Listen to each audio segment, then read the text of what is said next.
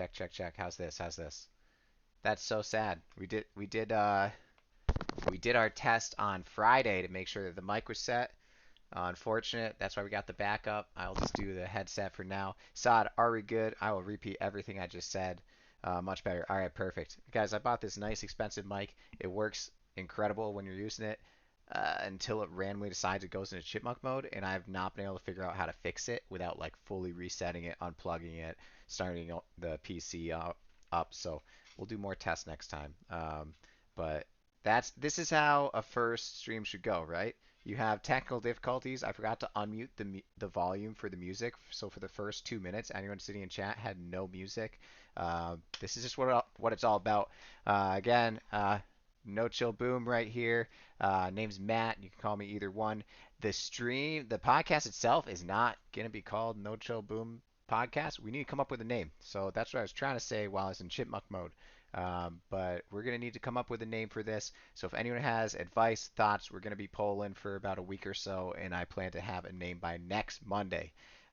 We will be posting everything that we have here on YouTube. We'll post the full videos there. We'll post it on Kick as well. So if you prefer to watch your videos on Kick, great. We're going to have that available for you. There, we're gonna post on YouTube. We're gonna make some shorts out of it. We're gonna have some content going around. Um, if you want to be more interactive or you want to be on the show at all, uh, hit me up. Shoot me a DM. Twitter's a great way to kind of connect. You can message me here on Kick as well.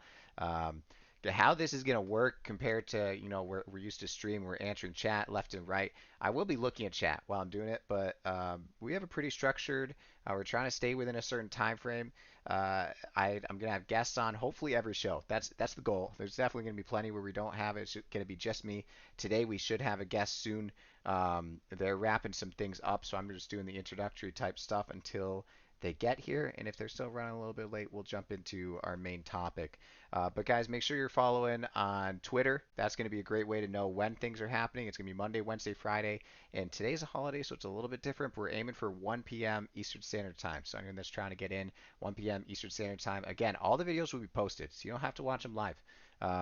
If you like the content, awesome. We appreciate you following on YouTube, which we're getting the channel going as of right now. It is just No Chill Boom. If you look that up, we have no videos posted because this is the first episode. So I will have an introductory one there. I'll be posting this afterwards there as well. We'll have little shorts if you're just into, seeing clips of what's going on.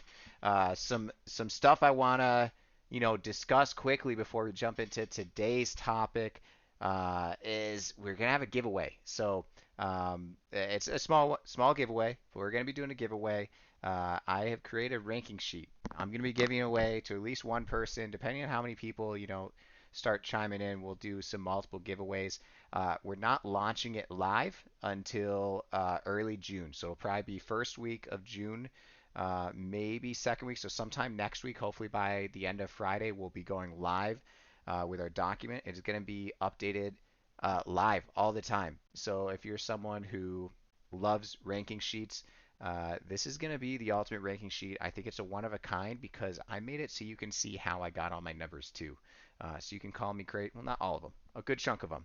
But what I did is I also made it customizable. So if you're someone who loves digging into football and you want to input your own numbers, it's all there, all built for you, and all you have to do is go page by page. And if you want to, change the Cardinals receiving yards and make some, it'll do all the adjustments for you, and it'll readjust their rank.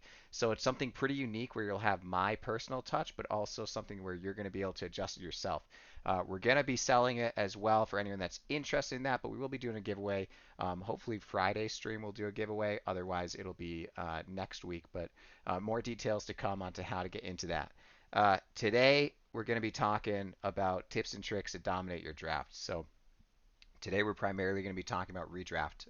But that doesn't mean we can't talk about some dynasty stuff as well. So um, my guest is still not here, but we're gonna jump in. I don't want to make this go too late. I guess the only other housekeeping I have is anyone that has questions that want answered, we're gonna have a section at the end to answer any questions. If they have some, a great place to do it is just responding on any of my Twitter posts or X posts.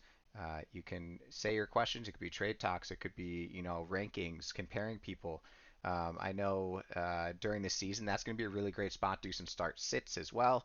So whatever it is that you're interested in learning, or if you just have things that you want to call me out on and think I'm crazy, especially once you've seen my rankings, I won't lie. I have some bold predictions in there. I have uh, some takes on people that are not popular opinions. So I'm here to take all that criticism and thoughts, and this is a spot where not only you guys can hopefully grow a little bit and be challenged, but you'll be challenging me too to make sure I'm really digging into my stuff. So let's jump into tips and tricks for how to dominate your draft. All right, so uh, the first one I got here, it seems really straightforward, but I guarantee most people drafting don't do this. Prep for the draft. It's pretty straightforward. You guys should be doing mock drafts. And I'm not saying I did a mock draft. I did maybe two mock drafts. And what I found as one of the biggest issues that people have is that they'll mock draft, and if they mock draft, they're going with the same strategy over and over and over and trying to get that perfect team. Um, when you're mock drafting and prepping, you guys really got to make sure that you're trying different strategies out. You can't just try the same thing over and over and over. If you're someone who hates drafting running backs, then you know maybe you should try one running back strat. Maybe try something where you're taking a QB or tight end earlier than you typically would. Try a bunch of stuff out. Don't just sit doing the same old draft over and over and over because sure it's going to help you a little bit. You're going to learn ADP by that, which is a huge part of why you should be mock drafting. You should know where people are being taken. You should, know where your guys are in comparison, but try some different strategies. Understand those things. All right, I think my guest is going to be on here shortly.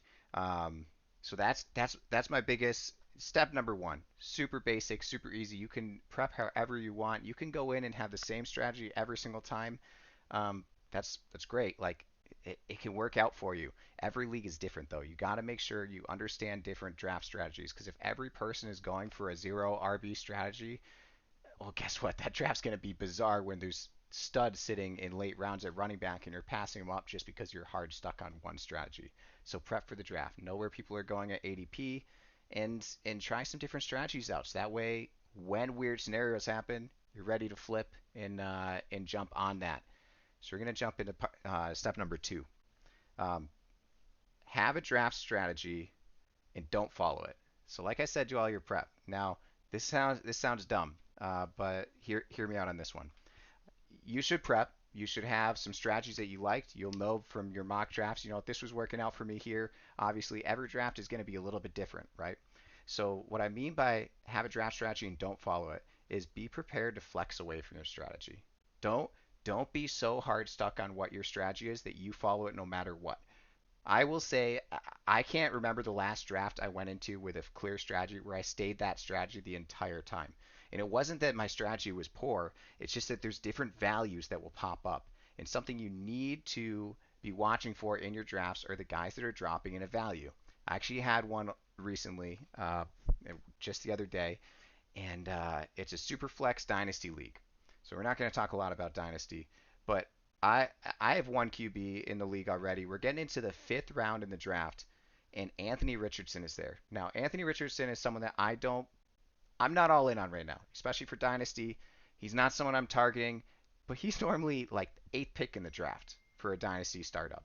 Now this is a 6 point for a passing league, but in the fifth round, taking someone with the upside of a top eight, top five QB for fantasy in a super flex league dynasty, I had to jump on that. Now I had some running backs, I had some receivers I was looking for. I ended up having to sell out on some of my receivers. So that team, I don't have those superstar elite receivers that my initial plan was. But I now, from the fifth round, have Anthony Richardson, who at that price, if he busts, it is what it is, right?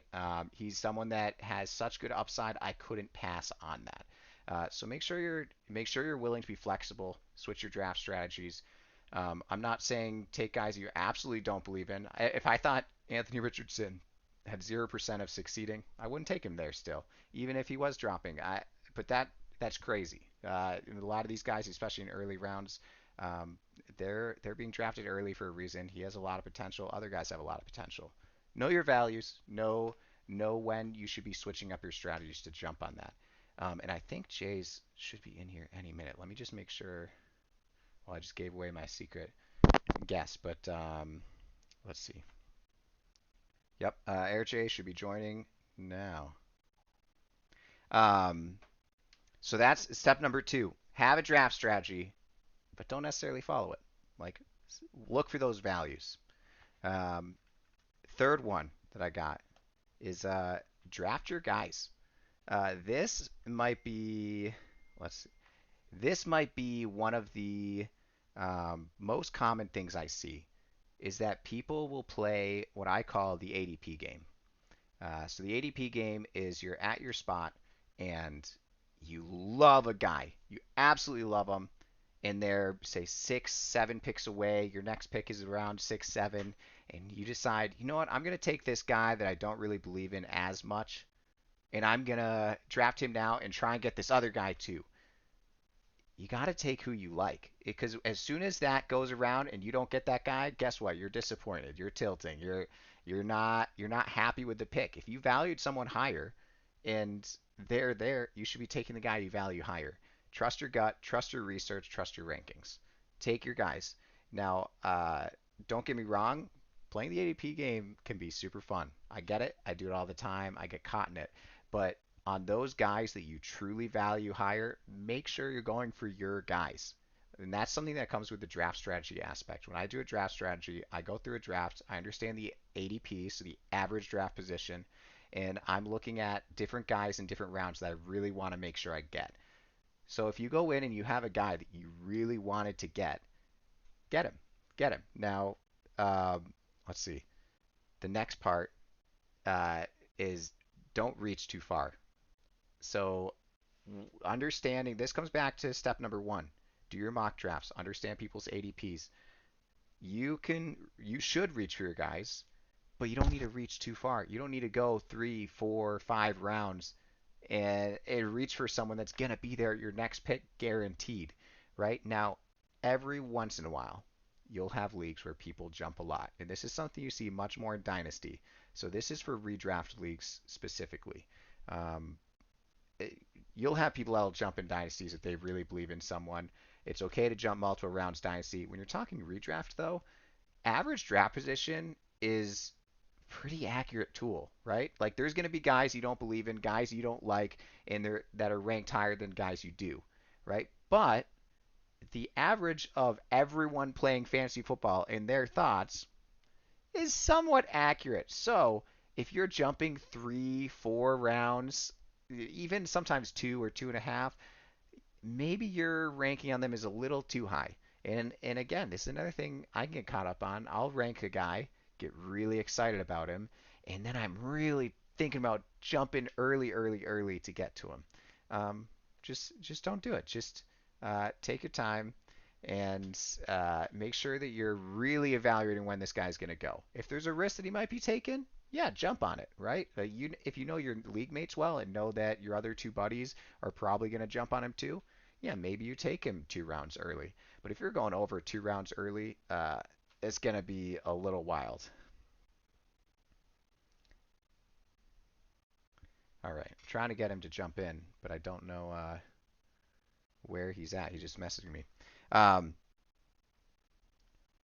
so it's okay to play the ADP game, but when you're playing the ADP game, don't play it with guys you absolutely love and you want to be cornerstone pieces in your league.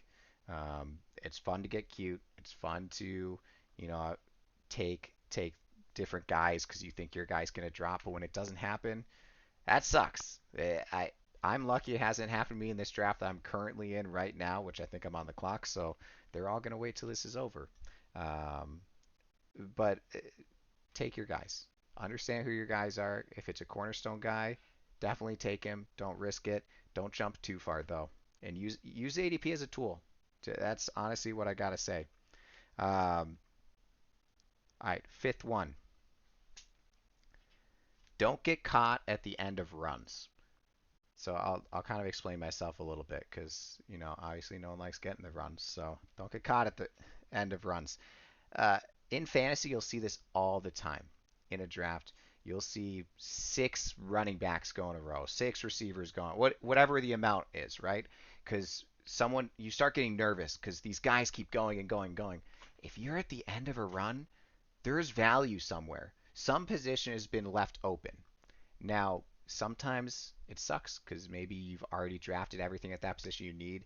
Um, but you need to make sure that you're not getting caught at the end of runs where you're taking guys that are lower tier ranked than where you could go to a different side and take a running back, tight end, QB, receiver, whatever the other position is that's being ignored. There is value out there. So make sure this kind of jumps back to one of the earlier ones of, number two of, look for the value too. Don't get too stuck in your draft strategy. But something too many people do is they start panicking when they see, a huge run of running backs going, and they're like, I need another running back. I might as well jump on now. Well, you know what? You're probably better off taking a receiver now. It's going to stop. The run's going to stop. You're going to have a high value at receiver. And then once it gets back to you, that same running back you're probably going to take at the end might still be there because all the other guys just drafted all the running backs. Now, there are exceptions to this. You need to make sure that, if you have zero running backs and just running back run keeps happening, and you got to take a guy. Like, you can't wait forever. But more often than not, the people that are drafting a different position than what everyone else is during those runs is the person that's going to end with the best team. So try to see where that value is, what's being missed, and jump over to that. And again, it's easier said than done. It's easy to panic in those moments when you see all these guys coming off the board. So make sure you're looking for that value. It keeps coming back to that value. Look for the value and jump on it. I gotta clear my throat here. Little advertisement here. Got some freshen up energy, Creedberry. Thank you, Crow. It's a great energy drink. Jordan, if you're listening, you should jump in court. Join up because I want to pick your thoughts and hear your takes. Even if I finish up on all of these main things, I'd love to kind of jump through and hear your thoughts if you're here. All right. Um, the last tip I have. Um, I wonder if you just can't see this chat room. Let me jump here just in case. The last tip I have. Uh, Drafting someone for the purpose of trading is often not worth it. So I don't see this as often, but there's definitely people who will say, you know what, so and so doesn't have a QB yet. I'm gonna take a couple extra QBs, screw them over, which sometimes that's okay. It depends on your type of league and the size of it.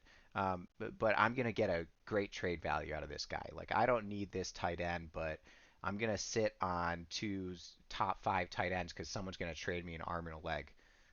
Just take the receiver, take the running back, take the value that you probably would be trying to trade for anyways. Um, there are times it works. I think the times that it works the best when you're drafting for the person of trading is when you are drafting someone who's going to have a really good start to the season, but you see their role being taken over as the season goes on. Those are times where I would consider that, but that's because you're drafting them for what they're going to give you, and then you're trying to flip it before you've run out of time. That's different. So if you're drafting a player um, for the purpose of, you think they're going to lose some of their playmaking and lose some of that. Like maybe they have a rookie behind them that's going to take some of that away from them. You see it a lot with running backs often. That's kind of the most common position I see where you draft a guy knowing that he's going to have a good start. He has an easy schedule, but he has this rook under him that's probably going to slowly ease in or something like that. That's all right as long as you understand that there's a chance you're going to get stuck with them. So if you aren't willing to have that player be stuck with them long term, don't draft for the purpose of trading. Does that make sense? That's my next bit of advice there. All right. Jay is on the clock right now. Beautiful. All right. So those are my six. Is that Jay? Let's go. How you doing, Jay? Hello. You I'm uh all right. you want any video or no video? You talking about camera or Yeah. what? Or Yeah. you know. yeah, I'll try it. I'll try it. I love it. I love it. Well, welcome in. I kind of walked through what we're doing with this podcast just in general.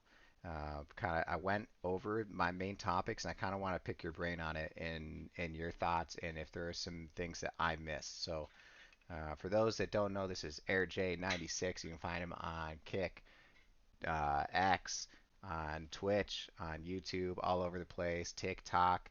Um, he is someone who is vast in knowledge of fantasy football and the commissioner of my league that I'm drafting in right now. I'm probably on the clock. I don't know. It's probably me. I gotta check it. It's Um, one of us. One of us is on the clock, and everyone else is just gonna have to wait. yeah, getting yelled at for it, I'm sure. But how you doing today, Jay? I'm not doing too bad. All right, all right. I So, just had some nice steak, so that was woo, good. I just had a nice chicken sandwich. Case made some chicken in the crock pot the other day. I forgot about it, and I was like, I'm gonna cut it up. I never remember when I've like, you know, chicken breast to like actually slice it and then eat it as a sandwich. I always am like, well, what can I do with a block of chicken? And I have like a dinner with potatoes or something. But I'm like, why don't I just E- make sandwiches out of it more? It's delicious. Easiest thing to do, just throw some, even if it's frozen, just throw some frozen chicken in the air fryer, turn it on Mm-hmm. for 30, 40 minutes, and come back and just chop it up. Mm. Throw Love it it. on some, put it in a salad. Always good. I love it. And I think your voice is coming through. Oh, yeah, it should, because the sound was coming through earlier. But Now, are you on? Where can I find you? so I'm on Kick right now. But if you want video and you put it on Discord, I got a special channel I created that should put our faces side by side on my stream. Oh, that's cool. We'll see if it works. I didn't really get to test it. So this first we're having all the technical difficulties at the very beginning. Like my mic was Alvin and the Chipmunks, and then I forgot to unmute for the first like 2 minutes my background, so they missed like all the starting soon music. So they're just sitting with Uh, a starting soon in complete silence. We're working out the hey, it's take kinks, one. but It's take it's one. take That's, one. Someday if this podcast actually, it does enough to continue for a long time, it's gonna be fun to go back and be like, what the fuck were we doing well, with that? Like that that's was why. awful. That's why he's got me here on the first episode. He's like, well, it's gonna be a disaster enough. Might as well get this one out of the way. Might as well get this guy out of here. And I said this at the very beginning. The goal is no one wants to hear just me talking at everyone. Like you want to see and hear other people. Perfect, perfect, perfect. Let me see if this works. I hope this works. Let's see. Oh yeah. I mean, it's not the prettiest. I didn't get to like mess around and make it super pretty. Oh, nice. Um, the only thing with this, I need to do a quick flip real quick. There we go. It should still be going. We'll see. I know Kick runs on a little bit of delay, at least for me. I have a huge problem with the delay. Um, cool. I think we're going. We're working. But Jay, our topic today that we were talking about is tips and tricks to dominate your draft. Now, I sent you kind of my initial thoughts and also you're looking sexy. Damn, man. Thank you. Is that like, you looking fit? Your hair looks good. Everything, man. Okay, sorry. Got really distracted just staring into Jay's soul right there. We're talking tips and tricks. Dominate your draft. You know what my thoughts are. I just went through my six, but I'd love to kind of hear from you. Like things that you think I missed that are important. Things that uh, you think I'm just completely wrong on. Anything. Me a brief bullet point list of the points you made for that, and I will. Yeah, do you want me to just like read off what I said, just the Yeah, just quick prep as tell you me pull it what up? you said. That way So I don't yeah, repeat the yeah. So same I was thing. saying, prep for the draft. That I think is the most important thing that seems obvious that people don't do. Like do your mock drafts, and when you're doing your mock drafts, do different strategies. Don't do the same thing over and over and over, tweaking a position here and there.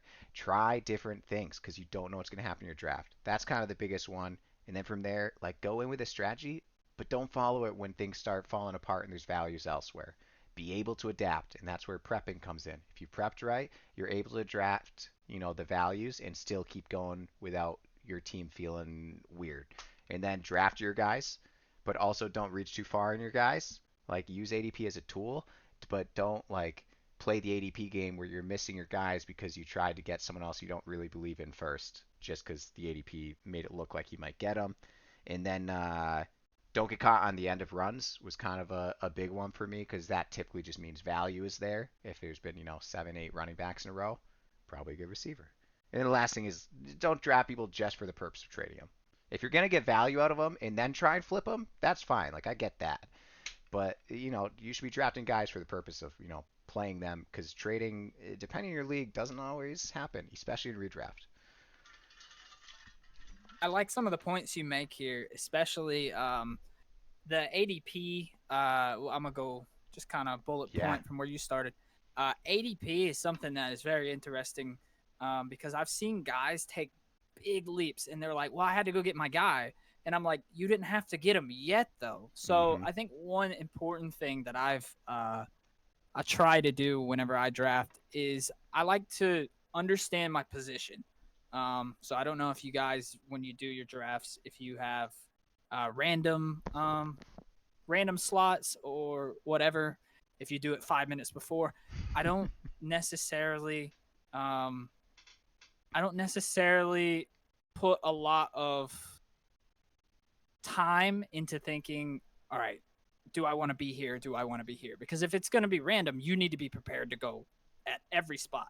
Yep. So the thing that I like to do when I draft is to make sure I know who's around me. So if I'm in a league with my buddies, I want to know, I know this guy values him pretty good, but I also like him. So what round would he go for it? One big tip that I'd say is be aware of the teams around you, their preferences, and more importantly, their roster. Yeah. Because you can take a leap and be like, I'm going for my guy, but the teams that are in between you and are not, if they're not going to take that guy, like if they've already, say your guy is a quarterback, but every other team has already got their quarterback, you can kind of wait. I mean, even if his 100%. his value is at the top, you can really wait and see if your guy's not the top. You can really play around with it. Another thing Completely is agree with that. That's huge. don't exaggerate. Don't exaggerate if somebody takes your guy. Um, if he's absolutely your guy and you missed him, think about always ask the guy. Be like, hey, did you love that guy? I really Mm-hmm. want to trade for him. Maybe would you consider a pick swap later in the rounds? Because a lot of times, just because someone drafted that guy doesn't mean they're crazy about him. They might have just Mm-hmm. took him because And they didn't have anybody on their radar. and that's a really good example too, because I talked about how you'll regret if you don't have your guy, but Jay just did this in our draft. So we're in a draft, and there was someone that I almost took him too. Which if I had gotten him, there is no way I was trading him to. Like, I valued him really high, Yeah. but because of how I drafted already, I just really needed a receiver, so I didn't go with the running back. So Jay, one pick before the guy snags him, and for me, for Jay, like, that was a cornerstone piece type of guy, like, huge. And the It value changed my between strategy. him and the next running backs was wild. Like, in my personal rankings.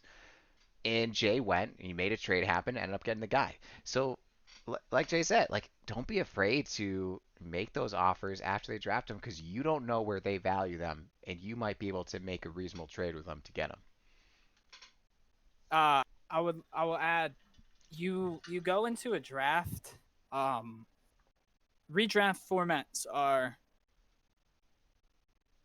everybody's strategy should be the same. So everybody should be wanting to win the league. Mm-hmm. If you're going into a redraft, you're not wanting to win the league, then you're wasting your money. Okay, Mm-hmm. like if you're just going in there and you're picking all your favorite players from your team, that if that's what you want to do, fine. But you're not going to be successful doing that.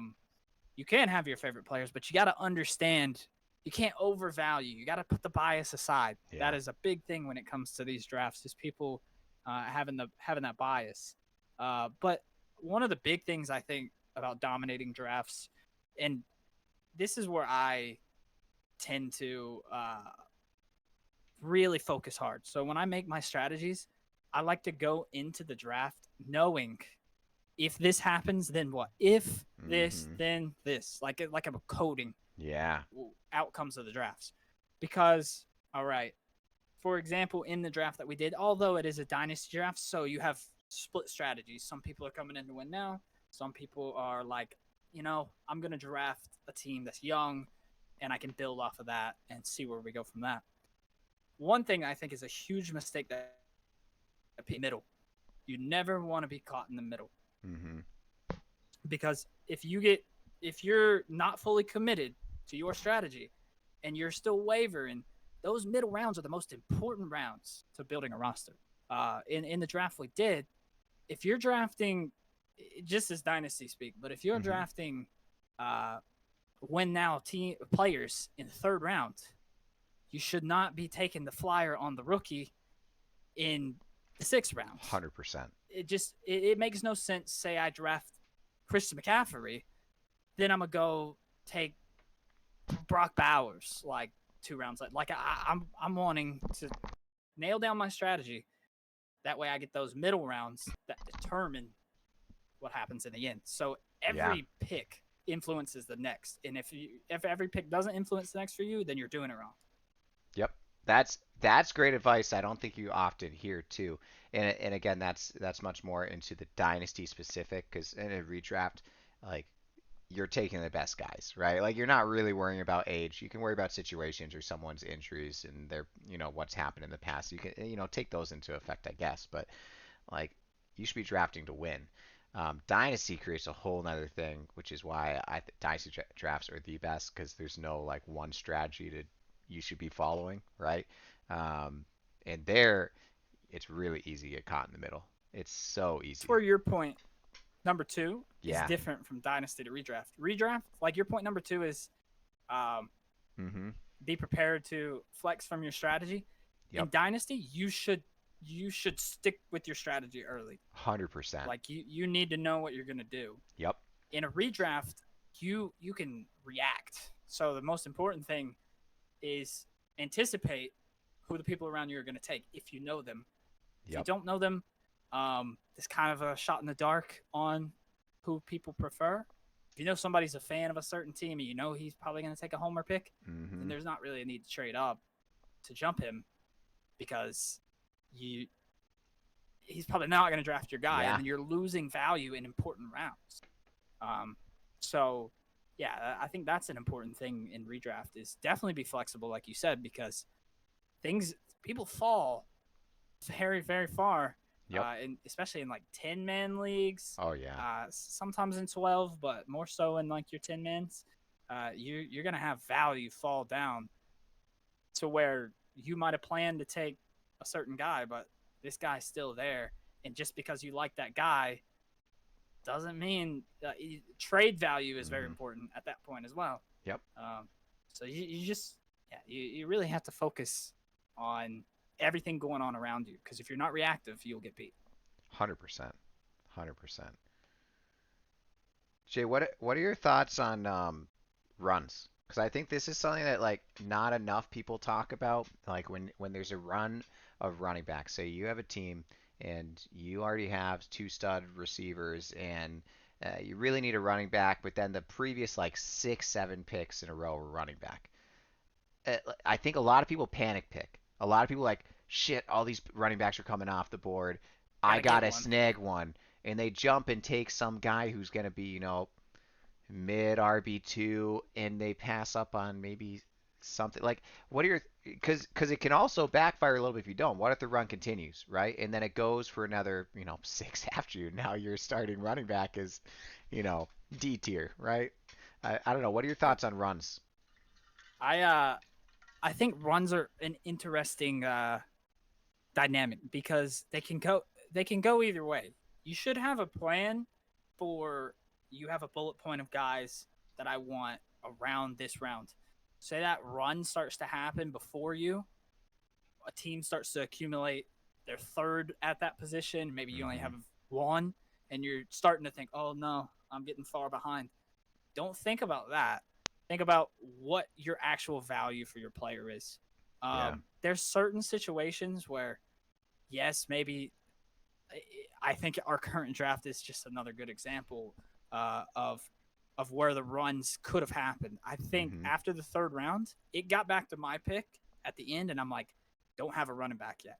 Yeah. This is very important to have a running back. So I have no running back at that point, but I didn't. I would have taken like Rashad White in the fourth round. Like I have that Yeah. value of him in a dynasty league, but it doesn't have to be dynasty. You have Hmm. your value of guys that you would take at a certain point. Um, yeah, you would want to go for it.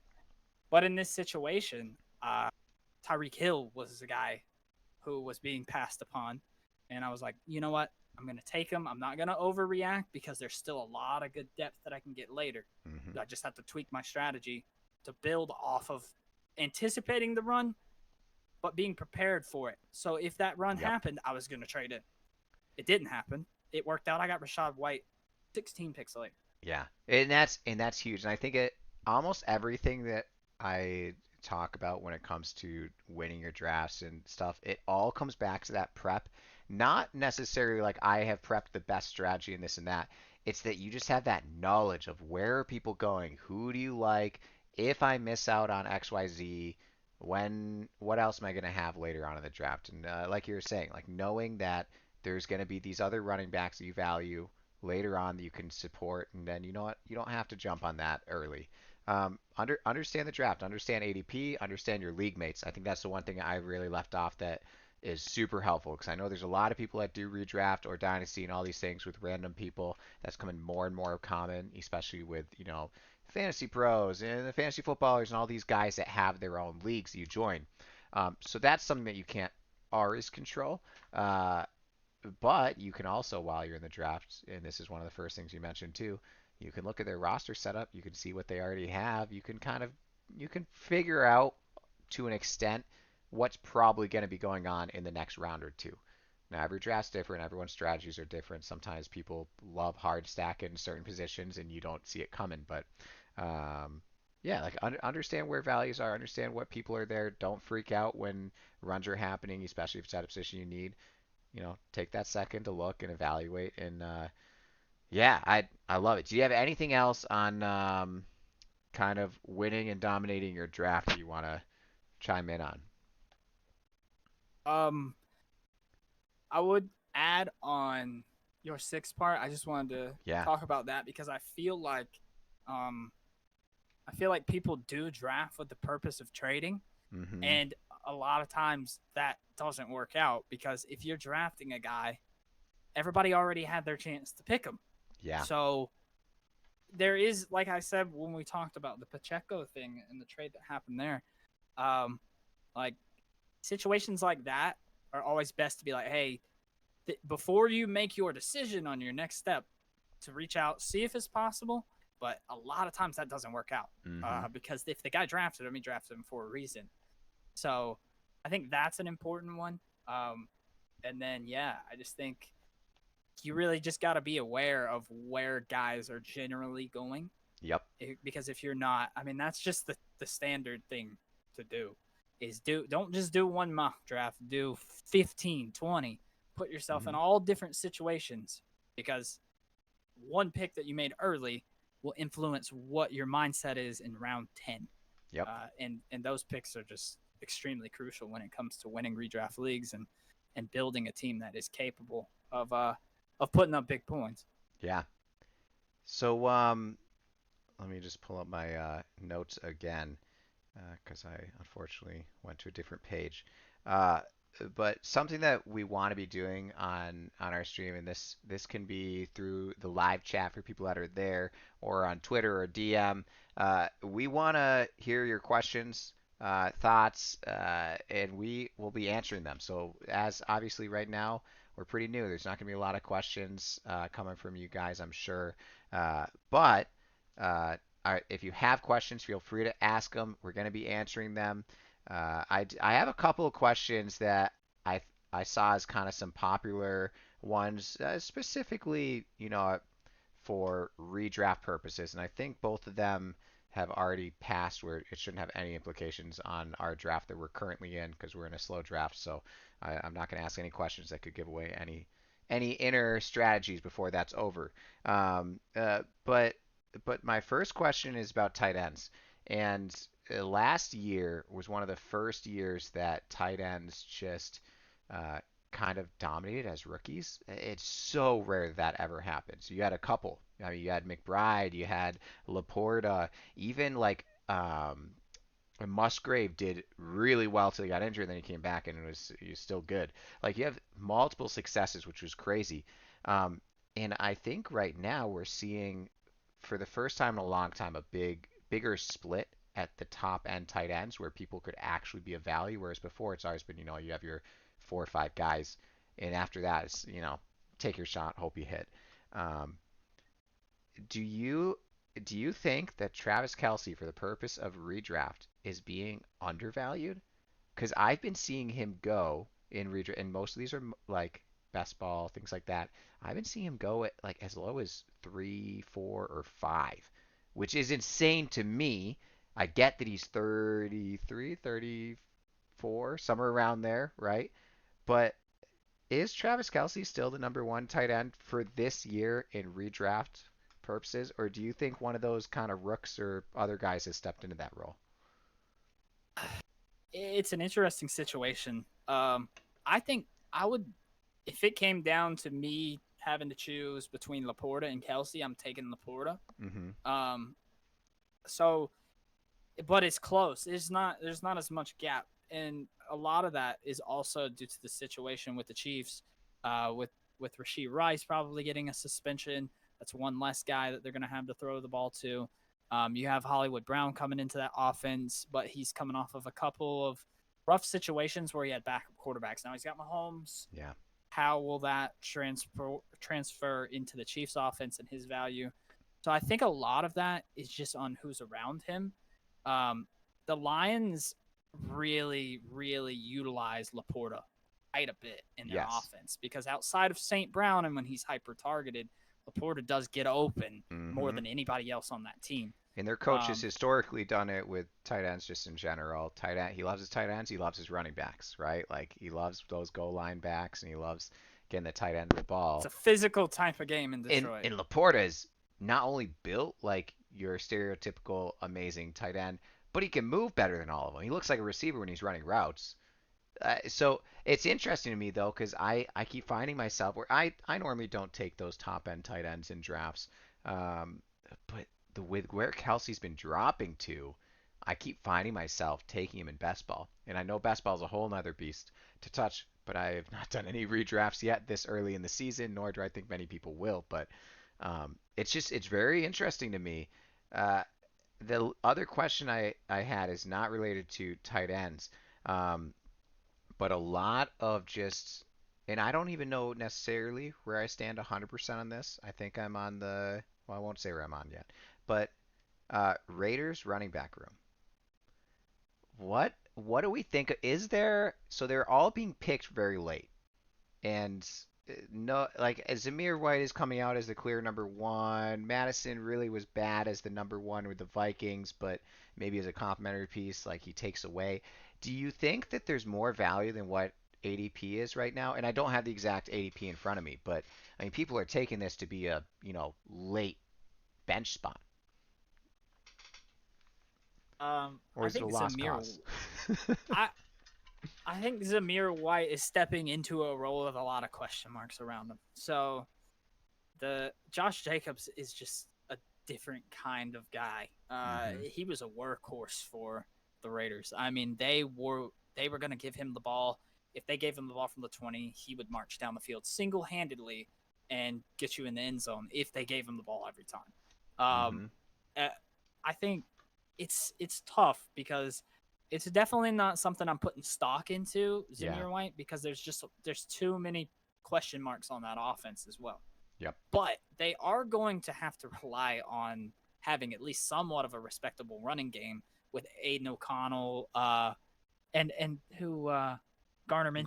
Minshew. Yep. Garner Minshew came in now, Yep. so it's not the greatest QB room, but Garner Minshew is capable, and showed that he is capable with the Colts. So they're definitely trying to compete.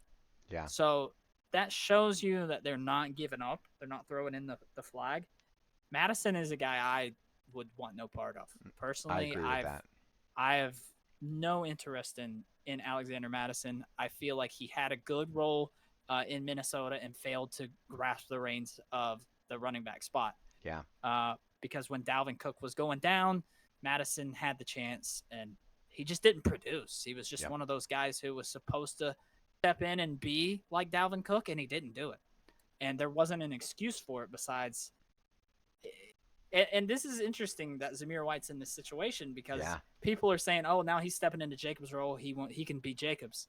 It's almost like they're very similar, Madison and Zamir White, Hmm. in how they have inherited their roles. What will Zamir White do with it? I'm not exactly sure. I do have a share of him in a dynasty because I'm going to give him a try. I do. But I for do as well. redraft Yeah. purposes, it's too risky, in my opinion. I I think there think are there's other. other guys Yeah, there around are. there that you would have a better chance, a better dart throw, if you will. Definitely. I agree with that. I think, if you're taking anyone, you're taking a shot at Zamir White. Even at like a last pick in the draft, I don't think I'm touching Madison. I've seen enough of him over the years to not feel good about it. Or maybe if I'm really desperate for it, I shouldn't say never. You never, the team structure, maybe I need a running back as that last pick in the draft. Sure. But I think there'll probably be other guys I value more. But it's such an interesting situation when a star running back or receiver or whatever position is gone. You have a massive vacancy and you have unproven guys and you're trying to figure it out. And sometimes I love those situations. Those are the ones I love kind of picking my horse, jumping in because the upside at times could be that you now have a guy that's, top 15, right? Like if Zamir White's actually really good and then he gets even close to the opportunity that Jacobs got, he could be a top 20 guy. Like that's not out of the realm of possibilities, right? I don't feel that. I don't believe that. But sometimes when those situations happen where the running backs move, you kind of want a piece of that to see. The problem for me is that the offense itself is so horrendous. Even if he has that same share, like what's really the upside? What's the touchdown upsides? What are the Right. opportunities for them to actually progress down the field, right? I think it's important as well to understand the upside. The upside is all based off of potential. Yeah. It's not based off of anything we've concrete seen on the Yep. field yet. So that's obviously why the ADP is lower. I feel like it depends how you've drafted as well. If you've got, I mean, if your running back core is very solid and you're maybe leaning towards an RB strong team rather than wide receiver or tight end, then it might be more worth it for you at that point in the draft to take a shot on Zamir White Sure. because you have more product in your running back room. So it kind of depends on how you've drafted. If you're at that point and you even if you're desperate, so like if you're I have no running backs. People go with the Hmm. zero running back strategy, and you just want a starter, just someone who's going to be on the field, and Yeah. at least you have a chance. He's also your guy there as well. Yep. So it kind of depends. If you're rich at the position and you could take a shot, maybe it's worth the risk. If you're Sure. poor at the position and you have to send a prayer on it, at least he's a starter on paper. And So that's the nice thing about some of these like running back guys that we don't believe in that much. Like a guy like Samir White, even if he doesn't end up being good, he's still gonna get points each week, right? Like barring injury or like it's something where you're still gonna get some points on the ground. You went to, like you mentioned, kind of the zero RB strategy. If you go that, maybe he's that type of guy you have because he has upside. It's there, but also you have that consistent production of something, which we still don't know what that's going to be. But yeah, it's just kind of interesting one. Those are just two that I saw kind of popping up. Do you have something else to say? I was gonna say I just pulled up like some general consensus rankings Yeah. on where Zamir White falls, and at the level they have him rated as RB 23. Whew. Oh This is my God. ESPN though. Which They have him rated as is fair. RB 23, Mostly sure surrounded by ESPN. surrounded by James Conner at Okay. 21, Yep. DeAndre Swift at 22. I love both of those guys instead of Whew. White for this year, and Jonathan Brooks at 24, Brian Robinson Yeah. 25, Jalen Warren and Najee at 26 and I'll 7. take all of them except maybe Najee. And even I'd rather Najee, have, you yeah. should probably take Najee over him. But like I just have this inner dislike for him, and I really think Warren takes over this year. I think Warren is the guy as well. I that But was one pick I wanted in the draft that I didn't end up getting in our current draft right now.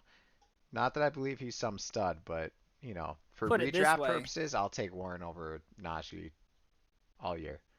Warren was the guy I had in my plan. As a matter of fact, Hmm. for our dynasty draft, I thought like if I could get him at a value that I would take it. Um, because I knew he was going to be drafted. Who ended up? I don't know who ended up drafting I him, don't but know. I I think knew it was inside somebody was. our little nook though, so it could have been. Sod. It was Was Sod. it Sod? That Sod Yeah. guy. He knows that So Arthur Smith loves running back twos. yeah. So it was Sod. But yeah, I thought about drafting him, but I was at the point where I did an interesting strategy where I drafted in. My goal was to be at the front of the swing when it Hmm. comes Yep. to the run, or the front of the run when it comes to something. It's a So I great tried spot to to be. start the run. Uh, so I drafted 4 running backs in a row. Then I drafted 4 receivers in a row, and tried to find the maximum value I could get Yeah. out of each position. You Obviously, also our ended league up is a with the bit number different one tight format. end. You had a lot. Number one QB, number one tight end, and you were going on before the runs. You have a good thing going right now in there. I'll be interested to see how the draft ends too. Yeah, speaking of the runs of five, fifth round through eighth of all the running backs really influenced my decision to go a streak of older receivers Yeah. who can bam deliver this year and we go win a league. So that's another thing when it comes to Cactus will be tough building your to teams. beat this year. I don't know. Wait, what'd you say? Cactus could be tough to beat this year though. He went all in. He he could, but the thing that I question with his strategy the most is that he was still wishy washy on whether he He wanted to was. It's win some of now. those. When it came down to round 8, like he was hesitant to take Kelsey, and I was like, Yeah. you should have already when you drafted McCaffrey, you should have been I looking tried for giving him the trade value for right now. Tyreek Hill. I was trying to trade with him, and he almost bit on it, where I would have gotten a little more of those middle rounds. Um, but I was gonna give him the stamp of McCaffrey, Tyreek Hill. Who wouldn't want that in the whatever third round, whatever it was at that point? He already had And I Lamar. He ended has up with some other Tyreek Hill. people. Like, yeah, it was. It's interesting, and I think you're spot on with dynasty specific. You have to have a strategy, and this is something I've been caught up in. And I was saying to my brother Daniel earlier today, um, I I hit this point where like I am in it with all these young guys that are good, not like all young rookies. I don't commit to all young rookies, but I have all these young guys that have so much potential, but I'm on that cusp of like I'm not quite there to win it. And if I don't make playoffs, I'm screwed because now I'm in this middle Then ground, you're in the middle. and that's what you don't want in a I hate dynasty. being in the middle. Now, there are times where, so my team is young. I ended up flipping a little bit more as the draft progressed than I wanted to in regards to just like really going a little bit younger. So I'm at kind of that year two, which I'm okay with going for like a year two strategy. It's probably the most risky in my opinion because you can easily get stuck in the middle over and over and over. But I do think I have potential to win it all now while still, I think a year from now, I'll be better with barring my draft. Like I don't need a draft to Yeah. better my team. I think some of my guys just need another year or two. But it'll be interesting to see how it plays out. I do say Dynasty is something I'm the newest to, so I find that I struggle with those drafts. Redraft, I'll do redraft talks, redraft stuff all the time. I do hundreds of best balls every off season. I know ADPs, I know strategies, I know how to adapt. So that's why I wanted to start with something that I really love my expertise in redraft for drafting itself. But another thing to remember too, in regards to drafting, it's not won at the draft. Like you can have a great setup in redraft. You got to be active on waivers. You got to be active on trades if things happen. Don't sit on League guys that are winners injured for happen in too long, waivers. right? Like you win it throughout the year. Now you can set yourself up for great success, and depending on the league, sometimes you can win at the draft. So yeah, if you got bad enough people in your league, you can win at the draft. But that you shouldn't depend on that. I kind of want to wrap up real quick too. I again I mentioned this at the very beginning. I'm super excited. I have a whole ranking sheet that I made. We're finalizing a little bit of it now, so it won't be live until probably next Friday. Not this Friday, next Friday, early June. about the end of the first week, we will be launching it. It is going to be available for anyone that wants it. I haven't figured out how much it's going to cost. It will be live updated though, so we're going to have it on Google Sheets. So it will be every time I'm updating it, you're having the live copy. But what's super unique about this versus every other rankings that you have is this is much more geared towards people that are really into fantasy football. It shows most of my thoughts and how I got the numbers, and it also will be accessible so that you can adjust things. So if you think I'm crazy on something, you can put your own numbers in for them. And by that I mean percent shares or change the team yardage if you think they're not as good of a team as I might think they are. And it's going to adjust all the rankings for you. So if you're someone who's always wanted to build your own, maybe this is a good starting point where I have all the information in there and you can tweak it how you want. So I'm really excited about it. We're going to be launching that. But with that being said, on Friday's stream, if you're in stream on Friday, I'll also have a way that you can join the giveaway via Twitter. So if you're not following me, No Chill Boom on Twitter, definitely do that. We're going to be giving the first copy of it away for free. Again, we're not sending out till early June. I want to make sure everything is finalized and ready to use immediately. And again, it will be tweaked as things happen in the off season. We will be giving away one copy for free right off the bat. Super excited about it. Our next episode will be Wednesday, so we're aiming for 1 p.m. Monday, Wednesday, Friday, Eastern Standard Time. Today, with the holiday, we kind of flipped it up a little bit because everyone has some different schedules. And right now, there's not that many people watching live, anyways, that our timing isn't as crucial. But we will be trying to do live streams Monday, Wednesday, Friday, 1 p.m.